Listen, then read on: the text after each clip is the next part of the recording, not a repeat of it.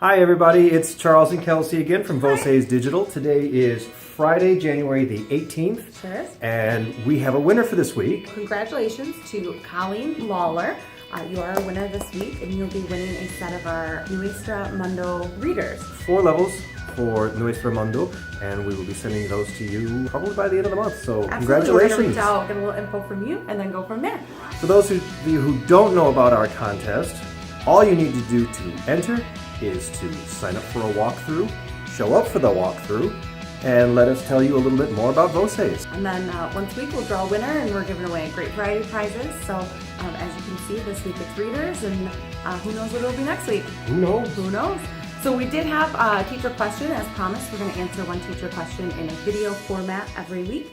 And this week's question was, how do I assign an activity to my students? So check out our YouTube channel for that video, and keep submitting your questions, and you may see yours answered in the video as well. Till then, we'll see you later. See ya.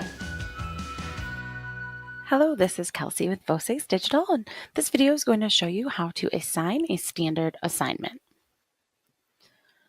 To start with, once you're logged into your Voces title, you'll click here on the piece of paper with the star. This is your assignment tool. It's going to open up a calendar which will show all of the activities you currently have assigned to your classes. To create a new assignment, you click this button up here in the top left that says Create a New Assignment. Now you can assign the page that you're currently looking at, or you can choose a different page. When you choose a different page, you'll see the table of contents here.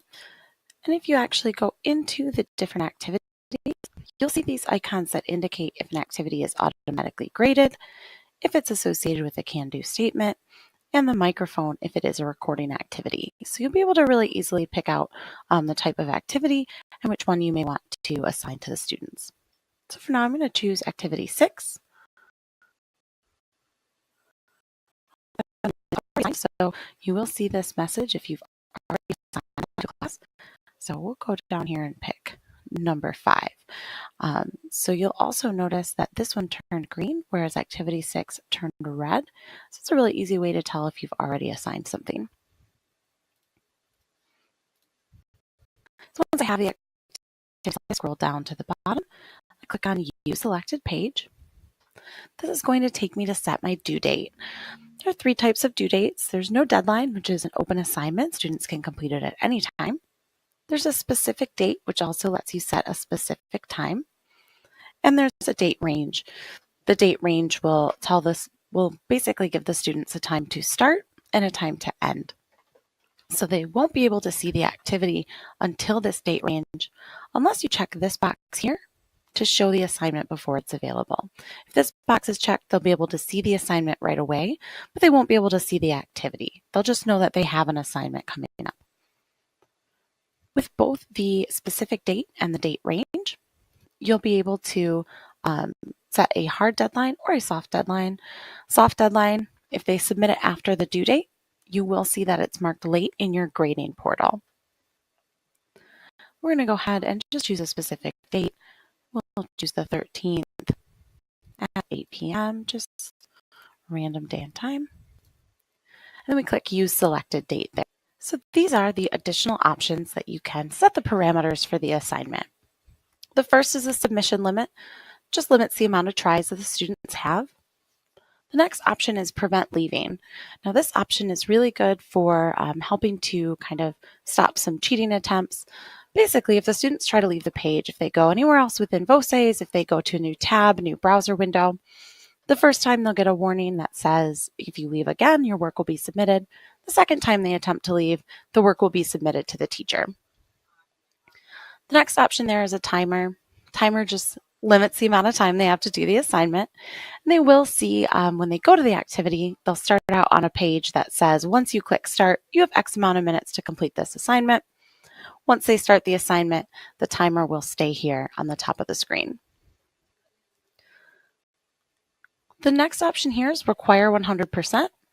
Require 100% means that the assignment will stay in their assigned folder until they complete it with 100% score. They must get every question right. This is good for your grammar drills, your spelling drills, or our masteries that you will find within the title as well. So we go ahead and we click Finish Selecting Additional Options, which brings us to our class selection. So this is where we decide who we're actually assigning this activity to. If I click here on Full Class, it'll assign it to every student in that class. You can see that turn green. And if I click on Specific Students, then I'll actually be able to click on Assign next to just certain students within that class who I want to complete this activity.